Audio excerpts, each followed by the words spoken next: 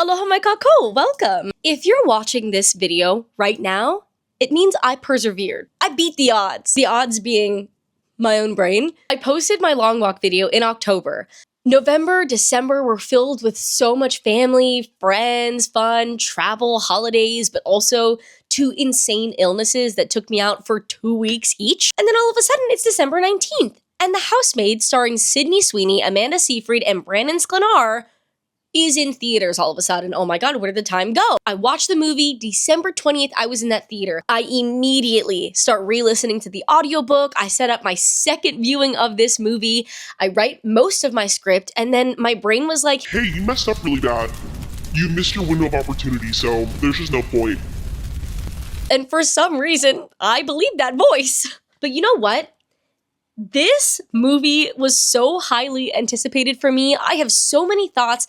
This is too important to me to not put out. So 2 months later, here we are. This is a series where I just pick apart a book and its movie adaptation because I want to. I'm an actor in LA, and I'm a lifetime reader, movie consumer, TV show obsessor. So I like to use my own perspectives to kind of just analyze the things that I love. I created an outline for myself, so every book v movie video you see from me will ask the same questions and answer those same questions. Okay, enough with the formalities, let's really lock in here. And the only warning I am gonna give to you, my beloved viewer, if you enjoy Frida McFadden books, we're not aligned. But I can almost guarantee you that we have something in common. So stick around for the next video, check out my page, I'm sure you'll find it. To give a really quick refresher for those who may need it, The Housemaid is book 1 out of 4 in a series from Frida McFadden, who is this like huge author, all thanks to my very favorite thing in the whole entire world, Book Talk. Along with ACOTAR, Fourth Wing, Quicksilver, It Ends With Us, I believe that The Housemaid is up there as a founding father of Book Talk. I'm gonna steal the Declaration of Independence. This is a page-turning thriller with a lot going on. Just that good, sweet, sweet plot you can just shoot up right in your veins. We follow Millie, an ex-convict who is trying to rebuild her life after 10 years in prison for a crime that's unknown to us. She ends up interviewing and successfully getting the position of a live-in housemaid with this really wealthy family right outside of New York. Things seem like they're gonna finally start looking up for Millie, but weird things start happening in the house. She learns that her door only locks from the outside. The window inside won't even open. And oh, Nina? Yeah, the lady who hired her and is like the mother of the household, she's like batshit crazy. Her hot, sexy, rich husband Andrew seems to have patience to no end for Nina's antics. But see, Andrew has actually been locking Nina in that room they gave Millie whenever she like falls out of line. So her roots grow out, she doesn't take care of the house properly, and like eventually it ends up being any little thing she gets put away for. Andrew actually tries to kill Nina's daughter Cece and then blame it on her, saying that she's gone crazy and sending her to the ward for 9 months. Twice. So Nina then creates this master plan where she hires a live-in maid, convinces Andrew to fall in love with the maid, and have the maid take her place in his life so she can finally escape with her daughter and be free. But of course, nothing goes to plan. Okay, take a second. Take it in. Was that crazy or just like absolutely insane? So some basic info about this book. This was written by Frida McFadden, which is actually a pen name for an unknown author who is like a pediatrician. Something random like that. She just like writes these to like cool off at the end of the day. This book was actually published first in the UK in April of 2022. Then Grand Central Publishing in the US picked it up and published it in August 22nd of 2022. This book had a huge cultural impact, and I think that was because it was published in the summer of 2022, which from my memory is when Book Talk really started taking off into the mainstream. And I think it got popular because people who hadn't read since high school or wanted to really get into the hobby of reading could find this like really digestible and like an easy page turner. I mean, it's a very vague book. It doesn't require the readers to put in a lot of emotional energy or time into it. You don't have to commit a lot to read this book, but what it did give people is something to talk about with their friends. So it just like spread like wildfire. Everybody was reading this and everyone was talking about it. What also helped this book to spread like wildfire was the fact that all of McFadden's books are on Kindle Unlimited, which makes it essentially free for anyone that's got a Kindle and is paying that monthly subscription. Let me tell you, the chronically online Kindle girlies love Kindle Unlimited. It allows people to read a lot of books without thinking about the quality of those books because it's free. It's on Kindle Unlimited. Like, it must be good if it's on Kindle Unlimited. It just was a perfect storm for this book to rise to popularity. Now, the film was actually directed by Paul Feig? Not sure. Paul Feig. And you've probably seen his work before. He directed movies like The Housemaid. No. Well, yes, obviously. Movies like Bridesmaids or The Heat. He even did that very poorly received Ghostbusters remake. Oh, and you can't forget my all-time favorite movie, A Simple Favor with my favorite actress, Blake Lively. Like I said earlier, Amanda Seyfried, Sydney Sweeney, and Brandon Sklenar are our stars for this film. And Sydney Sweeney, Amanda Seyfried, and Frida McFadden are actually credited as executive producers on this film. Paul Feig, Todd Lieberman, and Lauren Allen Fisher are also producers on this film, which actually are all kind of working for Paul Feig's production company. This was released on December 19th of 2025. We're estimating that this movie probably cost $100 million to make and produce, with only $30 million of those dollars being put towards actual production. At the time of filming this video, this film has a 74% on the tomato meter and a whopping 92% on the popcorn meter on Rotten Tomatoes, and comes out to a 3.1 star rating on Letterboxd. I mean, from what I see online, YouTube, TikTok, discourse that I have, people really enjoyed this movie, or at least had a really good time in the theater. Why did I pick this book and this movie? Well, actually, I was forced against my will to read all 3 of the Housemaid books for my sweet friends in my amazing book club. The first book in the series is the only tolerable one, so I'm glad that's all I had to think about for this video. Never would have read this without my friends at book club, and it was actually really cute. We all went to go see it when it came out, so I got to see it with my friends, and honestly, it was the movie that inspired me to make this, because I actually, spoilers, think that the movie was tremendously better than the book, which never ever happens. And I really just wanted to examine why I felt that way, which is what led me, and I'm sure you, to this video. All right, part 1, the book. First impressions. This book is bad. This is not a good book at all. The journey was fun, the twists and the turns. You're like, oh my god, I just need to know what happens next. But every time that question was answered for me, it was so underwhelming, and I dislike every single character in this book. I cannot believe this book has a 4.28 star rating on Goodreads. I think a lot of people are rating it so high because of their experience reading this book. Like I said, it's a page turner. You're very excited to get your answers because everything is just so, like, wild. They're not actually rating the book for what it is, and I get it. Hey, yo, I get it. The Now You See Me franchise is my favorite franchise of all time. I love those movies, and I love them because I just have to know what happens. How did Jesse Eisenberg pull that off? I have to know. Always be the smartest guy in the room. They're totally garbage, but I purchased every single film from that franchise with my hard-earned money so I can watch them whenever I want, and I don't have to be mad at Peacock when they take them off for the 4th time. And while they sit at a 5-star film in my heart, I'm not gonna say they're a 5-star movie because I can take my experience out of the actual thing. Frida McFadden usually writes in actions. I did this, he did that. Well, she said this and I wanted to do that, but I did this instead. She'll literally tell you what's going on and then what happened from the perspective of someone else, and then how to feel about what just happened. It's somehow really quick and extremely simple writing, and also really wordy. Like, how is a chapter 2 pages, but I read way too many words? For example, okay, Millie is touring the house for the first time, and everything is not just tidy, but it's like clean. White glove clean. And she thinks to herself, I bite back any kind of judgmental response. Nina Winchester doesn't work. She only has one child who's in school all day, and she's hiring someone to do all of her cleaning for her. How is it possible she doesn't have time to cook a meal for her small family? That was page 5. Like, Frida definitely wants us to be picking up what she's putting down, you know? And that's not hard to do because she just hands it to you. Another example. Her cream blouse makes me long to reach out and feel the material, even though I know a move like that would give me no chance at getting hired. To be fair, I have no chance at getting hired anyway.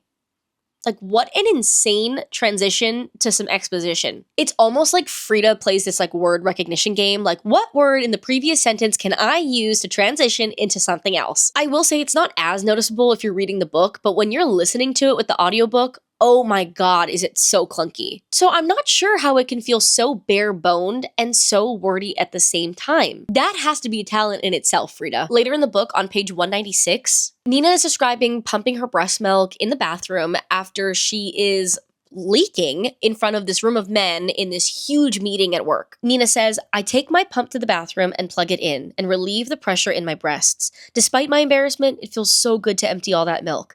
Maybe better than sex. Not that I remember what sex feels like. The last time was that stupid one-night stand that got me into this situation to begin with. I filled 2 entire 5-ounce bottles and stick them in my bag with an ice pack. I'll put it in the refrigerator later until it's time to go home.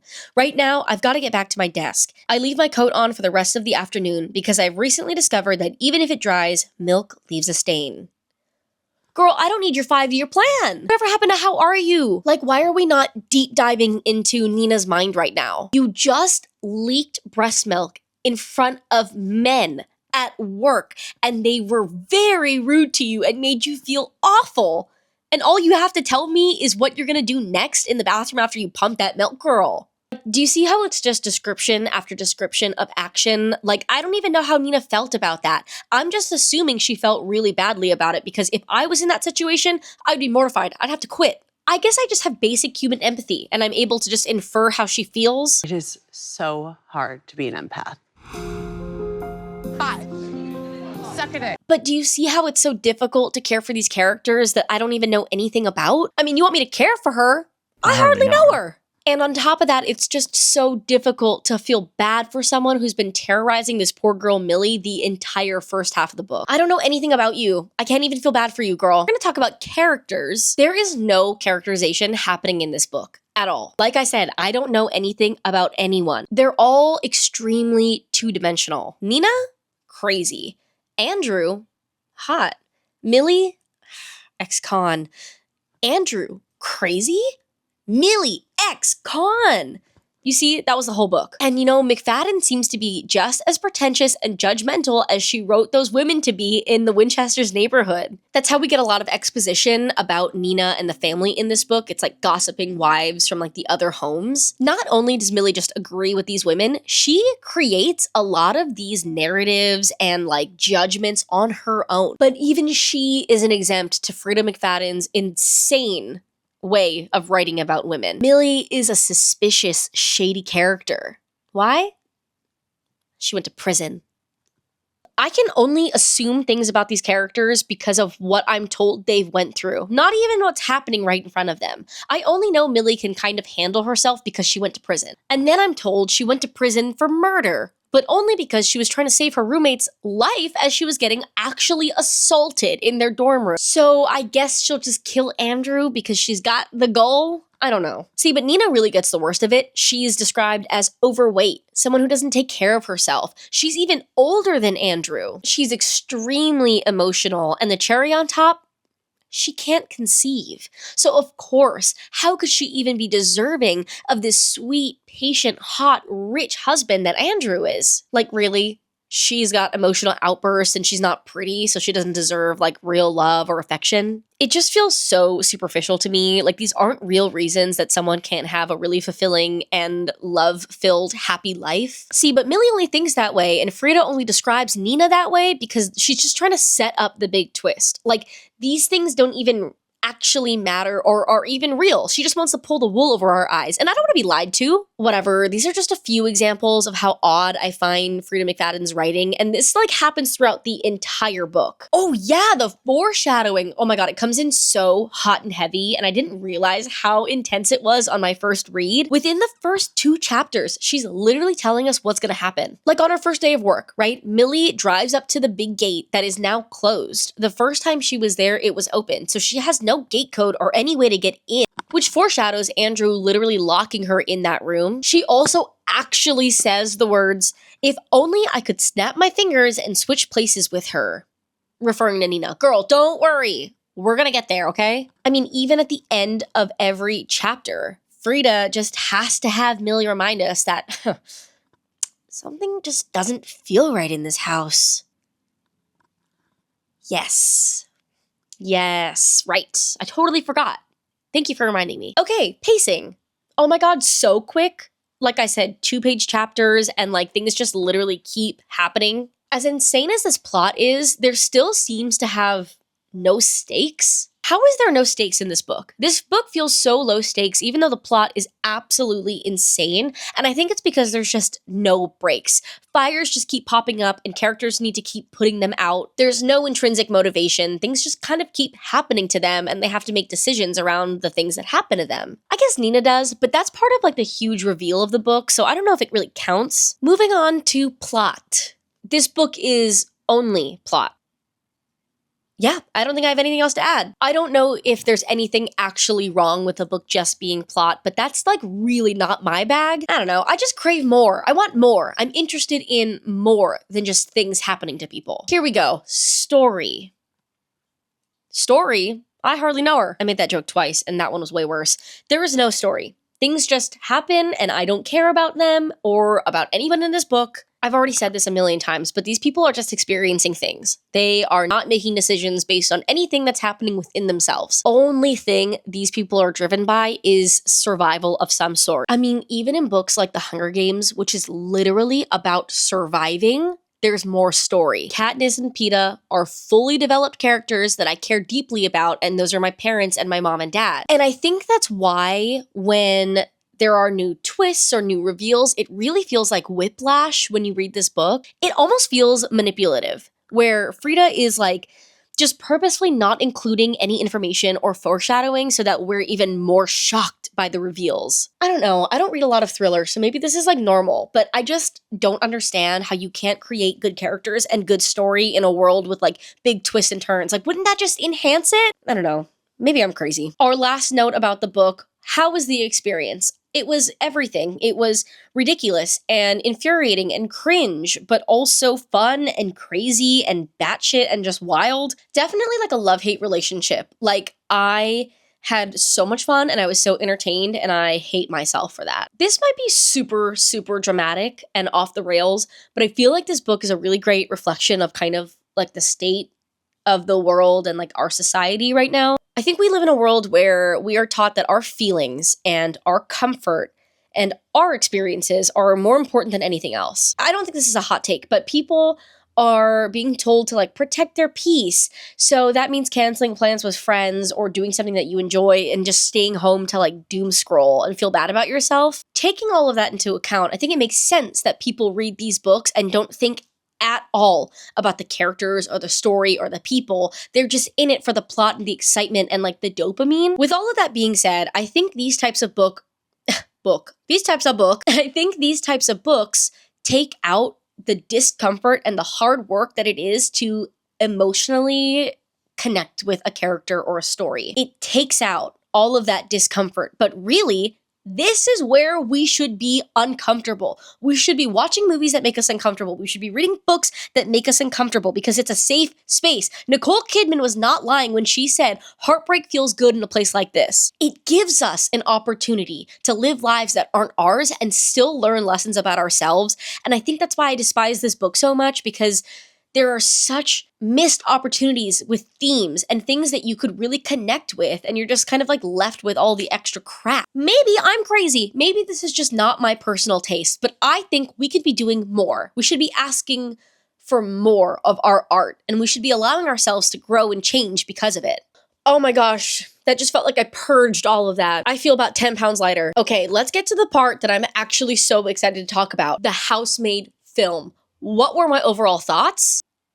This shit was so fun. I had the best time ever watching this movie. I know it's hard to believe due to what I think about the book, but I really liked this movie. Okay guys, the day has finally come. I am about to leave the house to go see The Housemaid. I don't want to. My friends were gonna go see it at a Regal Cinemas, and I said, guys, I'm not going if it's not AMC. I don't pay $27 a month for nothing, okay? But thankfully, they decided on AMC Burbank, so I am gonna head over there now. Ugh. Okay, my thoughts are, it's gonna be bad. I just don't know if there's a world where this is a good movie. I think my wildest, most hopeful dreams, it's gonna be really fun. I watched the trailer a few days ago. It just seems fake to me. There's no way that's a real movie. It looks like an SNL sketch. Just looks like a Netflix movie, and I'm so over it. Like, if I wanted to watch a Netflix movie, I'd scroll on my phone and watch a Netflix movie at home. You know what I mean? I think Amanda Seyfried is going to eat down. I think she's going to do a really good job. I'm very excited to look at Brendan Selkner for 2.5 hours. I think Sydney Sweeney is going to be really bad. I think after Euphoria, we shouldn't have hired any of those kids. Like, it's okay to be done after one big thing, you know? And I'm nervous because my book club friends, I don't think are a safe space for me today. They all love Frida McFadden. They loved The Housemaid, all 3 of the books. I kind of just think I have to keep my mouth shut until I get home. Group chat earlier, everyone was like talking about the runtime being 2 hours and 15 minutes, which, excuse me, why is the runtime so long? I was like, 2.5 hours? Good Lord. And they were like excited about it being really long. Like, they're like, oh my God, I hope they keep all the details. What details were there? This is a Frida McFadden book. What details were there? I'm a hater, and I wear that proudly on my sleeve. But I am gonna go in with a hopeful attitude. I want to have fun. I want this to be like a, wow, that was really bad but really good type movie. I am also really looking forward to a huge Diet Coke. That's gonna be awesome. Okay, I really have to go. Wish me luck. Okay, I'm back. Don't mind my sad Christmas tree. I don't know why it won't light up. Okay, here are my first impressions. Bring back 3-star movies. That was so much fun. I was actually really scared it was gonna be bad, and it was bad, but it was so much fun. It was like cringy, but it was like hot, but it was like crazy. Okay, take like the verticals. You know, the verticals you see on TikTok that are just like insane and like terribly put together and produced and acted. Those and this movie are on the same spectrum. Okay, one is just at the opposite end. Like, you have the verticals on the really, really low end of the spectrum. This was the highest quality possible version of that. And that's like no tea, no shade. The dialogue was so terrible. They did exactly what I hate. I hate voiceovers. Why are you telling me what's going on when I just watched it happen? And Sydney Sweeney, diva, maybe we shouldn't have quit our day job. She was so bad in this. She does like her thing, and then it's like whatever. Everything else was so whatever. Amanda Seyfried though, diva. She killed that. Okay, Brandon Selkner, hotter than anticipated. He got his full redemption from It Ends With Us. He played everything so perfectly, and he was so hot. He was really great in this. His physicality was pretty wonderful. It just seemed like he had a really good understanding of his body and like Sydney, and like even with all like the fight choreography and all of the crazy shit that goes on, he was so believable and all of that. There was a lot that was changed from the book, but honestly, if I'm gonna say so myself, I think it was for the better. I think that the movie was so much better than the book. There's like an actual story going on. It was so fun. I don't know if you can hear this. We're watching The Hangover. It's just on TV, so I really actually liked all of the changes they made. There were a few things that they left out that I think like, oh, why did you leave that out? It could have been cool just to like throw in there to like add more depth to your movie. This was a pretty surface level movie all around. They used the weather to like set a tone, like just very basic stuff in filmmaking, which that coupled with the voiceovers and the characters literally telling me what's going on after I just watched it was like just borderline unbearable. So overall, it does get points because the experience was really fun and I had fun. Our audience was really talkative in like the best way. Would ooh and ah and gasp and like laugh at things that were like you would think was funny, but it's even funnier because everyone else thought it was funny, you know? And people were like gagged when the twists would come out. So that was really fun. I think the experience that I had in the theater was awesome. So, and I got to hang out with my girls. It was so fun. This was a really, really fun day. I'm gonna go pound my McDonald's, think about this for the rest of the night, and probably start the audiobook while I catch up on my Animal Crossing. So have a great night, you guys. I'll talk to you soon, and the next time you see me will probably be the deep dive. We're gonna book v movie this thing, okay? Okay, bye. But yeah, needless to say, I think this movie was very different from the book.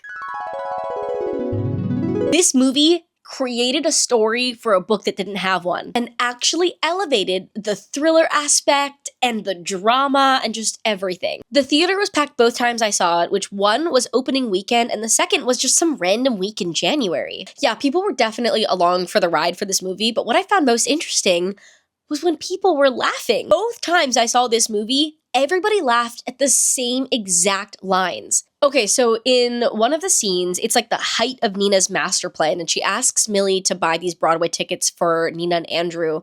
as a way to kind of like make up for this like huge outburst that she had. So she told her to book them for that coming Saturday night.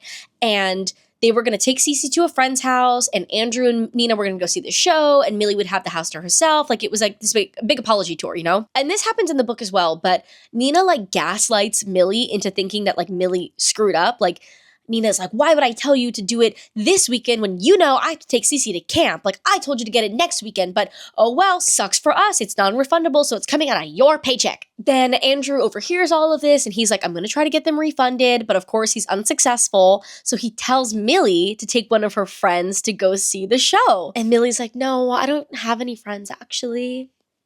And then Andrew's like, well, why don't we go together?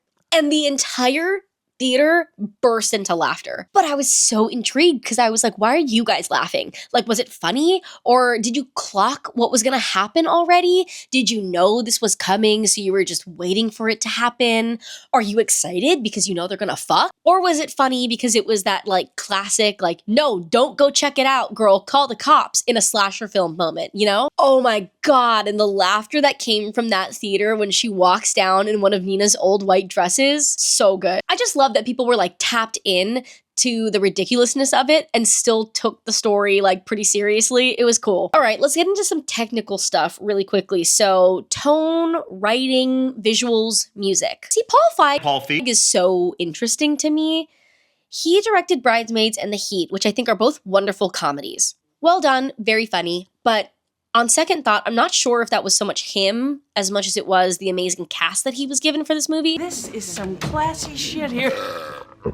Jesus, Megan. And then comes A Simple Favor, which was probably the worst movie I've ever seen in my entire life. Mommy already has a play date with a symphony of antidepressants. So I was really proud of him for this one. He definitely redeemed himself in my eyes. It's big, it's campy, there's a lot of really well-timed dark humor. One of my favorite moments of the whole film is when Andrew gets released from the room that Millie locked him in and is running around like, Millie, come here, baby. Just so campy. And then he like runs into Nina and they have this like little moment. He's like all bloodied. He lost a tooth and he's like, I fucked up. Like, just so good. Also, he's so hot. Maybe it's because I love him, but that was like the best moment for a little one-liner. It was so funny. No, but I think Paul did a really good job directing his actors and helping them fully flesh out their characters, especially Andrew's character. You just watched 30 minutes of me hating on this book, so you don't need a reminder of how much I disliked it and how many plot holes there were. But Paul does a really good job helping to fill those plot holes and like really amplify the weak writing that Frida gave him. It seemed like he really knew his target audience. Horned up, book talk girls who want to see 3 hot people fuck and then also kill someone. There were some crazy one-liners in this movie. Sydney delivered most of them, and they were awful. Like, after Andrew finally unlocks the door, after Millie, like, carves those 20-something lines into her stomach from the plate that she broke, which, side note, I'm so glad they changed from the book. In the book, she stacks a bunch of books on her stomach, which, like, I know is uncomfortable, but, like, that compared to having to carve out lines in your stomach from a broken plate, come on. Like, what, could Frida not think of anything more insane than pulling out hairs one by one with the follicle attached? Anyways, Andrew's like, I see a life with you in a future, and like, I really want this. Like, don't you want those things with me? Sydney goes, yeah, I do want these things. Just not with you, asshole. And like, stabs him in the neck. And that was like, horrible to watch. I'm not sure if it's because it took her like 10 minutes to just gurgle out that sentence, but whatever. It was bad. Does the tone match? I think that there was nothing to compare it to. There was really no atmosphere in the books. But the movie really does help bring everything to life. I thought the house was beautiful, the wardrobe was great, and despite the opinions on TikTok, I like what the attic looked like. The music was actually super interesting in this. I feel like a lot of it was super on the nose and like kind of obvious choices, but I think it really worked here. Like I said, they know their target audience so well. It reminds me a little bit of the movie adaptation of 50 Shades of Grey. Like, they just knew their target audience. So choices like Since You've Been Gone, when Nina finally escapes Andrew, is perfect. Bad as the Rest, again, so on the nose, but so appropriate. I mean, even down to the movie trailer, that insane remix of Please, Please, Please, so bad. But so good. And I think the composer, Theodore Shapiro, did a really wonderful job. I thought the music felt modern and different, but really created the atmosphere for the movie. He captures a lot of dread and the unease in the house, and somehow also captures this like magic and like the promise of a new life and Millie getting to start over. It falls perfectly in the background of this film, but still is wonderful on its own. To conclude this section really quickly, this very much enhanced what the book was trying to do. Like, it really brought the book into reality. How is the writing? Simple, yet overdone, just like the book. They show us, then they tell us, then they do a freaking voiceover. These voiceovers are completely unnecessary, totally forgettable. All of Millie's VOs made my skin actually crawl, and they only do a few of them, but it's not until the third voiceover of Millie's that you realize that she's writing in a journal. So that's how they try to like pass it off as like not a voiceover, like it's coming from something in the film. Ugh, just too convenient. And it really feels like you guys needed to explain the voiceover somehow, but then like forgot and had to fix it in post. Oh my God. When Millie is driving away from the interview that she has with Nina, we are graced with our very first voiceover. She rips her glasses off, tosses them to the side, and says, I don't even wear glasses. I just want them to look legit. Like, that's just really bad. I've also been trying to work on my Sydney Sweeney impression, so let me know if I did a good job or if I'm bad at it. Amanda Seyfried. Her voiceover is the only acceptable one in this film. She is reading a letter that she writes to Cece that she can open when she's 18, which explains all of Nina's backstory. She's just a strong enough actor, and I think that this twist and this reveal is the only time where it's even remotely appropriate to dump all this information at us via voiceover. Okay, my favorite section.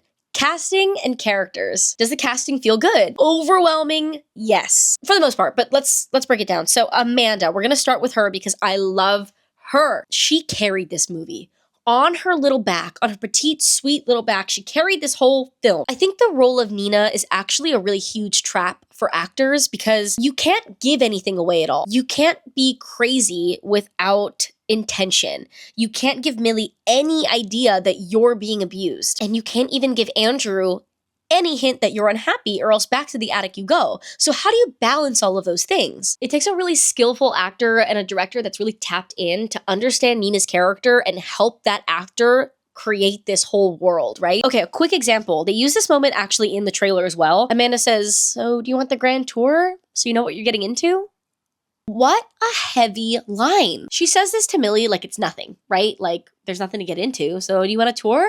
But there's so much weight on this one line. Like, you can't give anything away to Millie or else she'd get scared off, but you still need to inform the audience that something's gonna go down. And Amanda just kills it. It's so obvious what she's trying to do, and I'm so happy she didn't just like throw that line away. It's just laced with a little something, a little hint, you know, just a little hint of spiciness. In the film, Nina seems to be a lot more aware of her mental health issues, and she apologizes to Millie and like does things a lot to try to make amends for what she did. It just feels so much more layered and believable and makes me understand why Millie would stay, not just because of her situation with the law, but because like Nina is more of like a regular person with like just, she's a little crazy. Like Nina just seems truly unwell. And I think Amanda does a really great job of showing us all of the layers of her pain in a way that unfolds beautifully by the end of the movie. You know that she's just not unwell, but she's been tortured.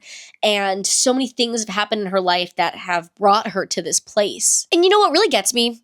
Amanda doesn't even have to do that. We already discussed how two-dimensional these characters are. Like, she could have just been like, crazy, thrown the towel in, made some money, and like whatever. But like, Amanda seemed to have really worked hard for this role. I mean, another example, Andrew is extremely controlling over Cece's schedule. Like when Millie tries to take her day off and Nina tells her no, Andrew is the one that scoops Cece up to take her out so that Millie could have her day off. But why couldn't Cece just stay with Nina? Why couldn't Nina take her to dance? You can see so many levels of pain in Amanda Seyfried in that moment, in just that one scene. Not only did her plan not work, but she's losing more time with her daughter, and that scary guy she lives with is literally taking her only will to live away from her. And like I said, her plan didn't work. So the frustration of that on top of all of those other emotions, I just really felt like you could see all of that, and it was a moment that really stood out for me. Okay, next. My man, my man, my man. Yeah, I'm hungry. I could eat. I think we got a problem. It'll be better, I promise. I've just always wanted a lot of kids. Everything is gonna be okay. Brandon Sklenor. He was such a great choice for Andrew. Perfect casting. He's handsome, he's clean cut, he can pull off that wealthy tech guy vibe, but he's so down to earth, which draws Millie in. And then on top of that, he's so hot. He's like sexy. He's like the perfect Venus flytrap. I mean, that would have worked on me in 1/4 of the time it took Millie. See, Millie and Andrew always felt so forced to me because it's like, oh, Nina's ugly and fat and Millie's hot. So that just makes sense. In the book, Andrew is wealthy and handsome, but he's so boring. Brandon brings this extra charm and flirtiness that we were really missing with Andrew. He put so much work into showing that he was interested in Millie from like the second we see him on camera. Oh my God, that moment in the TV room where he touches her leg. I'm unwell. If I was Sydney, I would have thrown up on him. Like, I would have been so nervous. Sydney Sweeney. Now, Sydney Sweeney, I think, was so beyond forgettable. How are you a protagonist and so forgettable? But in a way, she kind of worked for me. I know that sounds insane, but hear me out. Sydney Sweeney just has this like Gen Z, like, I don't give a fuck attitude.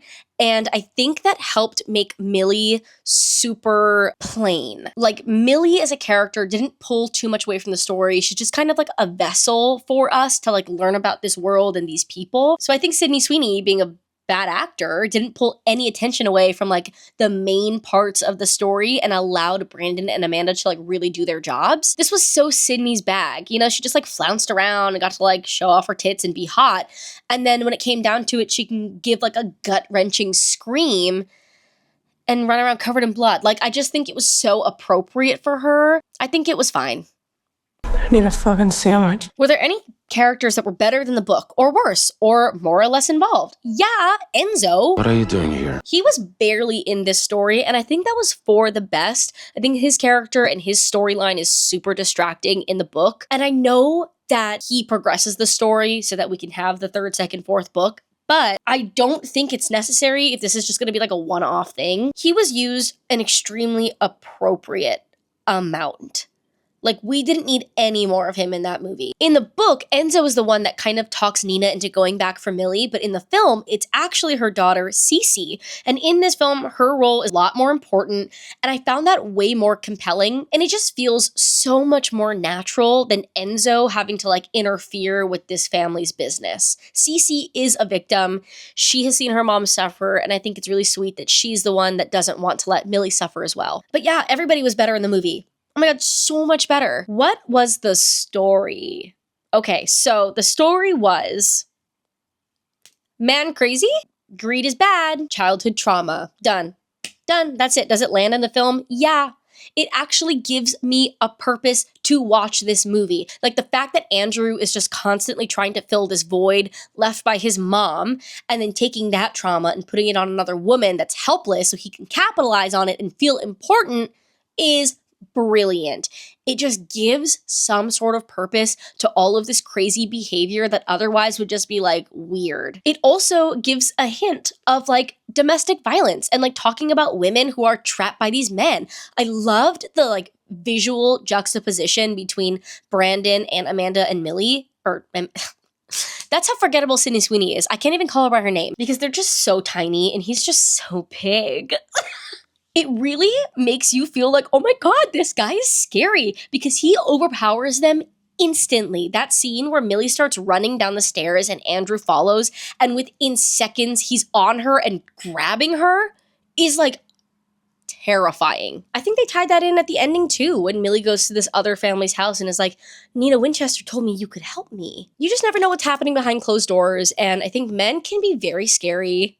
Obviously, this is an extremely dramatic, batshit crazy story, but it does still showcase how powerless women can be against the men in their families. I'm not sure if that was Paul's intention for this film, but that's what I got from it, and it just made it more of like a real movie versus just some like blockbuster crazy thing that was going on. Did I learn the same lessons as I did in the book?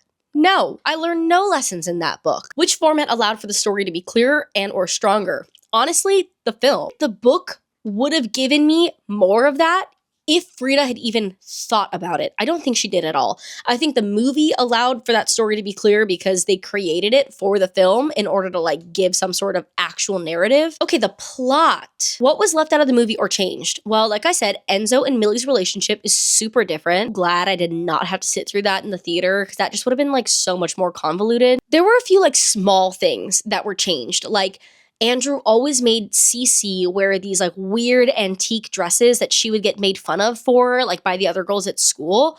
They didn't keep that in, but she definitely looks like clean, prim, and proper, so I feel like the vibe is still there.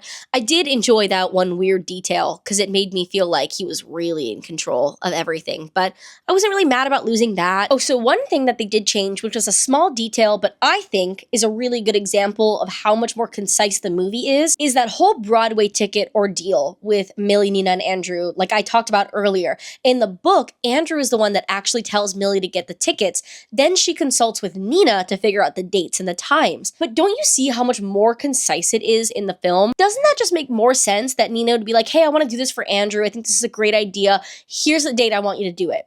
All the weird back and forth, Millie being the messenger between the two of them, is just so much more random stuff I don't need to read. And piggybacking off of the conciseness of that scene, I think the movie does a really good job of rewriting a lot of the scenes where Nina is emotionally unstable. It makes it feel like she is like truly unwell. When Nina is truly unwell, it makes so much more sense when it's revealed that she's being actively traumatized versus the book makes her feel just like fat and ugly and doesn't take care of herself and she like doesn't deserve any of it. She's nuts. So again, a lot of the changes made in the film actually made it so much better of a story. Was anything added to support the film format? I'm not going to go into it again because I just did. So how similar was the film to the book? Honestly, it felt like two completely separate entities. As soon as I got home from that theater, I began my re-listen of the audiobook. I couldn't believe how different these things feel. And it's because of all the changes that the film made to make it a better story. Was the plot more interesting to read or watch? Oh, interesting. I don't know. Because I read the book first, I knew what was going to happen in the movie. If we're talking strictly plot here, I think this was a better book. It's a little bit more nonsensical and a little bit more outlandish, which just like kind of only makes sense between pages. If I was a movie producer and I read The Housemaid, I would never think for a second to be like, we need to make this into a movie because it just feels so crazy. So I'm going to actually vote book on this one. Wow, guys, we finally did it. We have finally reached our last talking point. Which was more impactful? The movie! Hello? Have you not listened to anything I just said?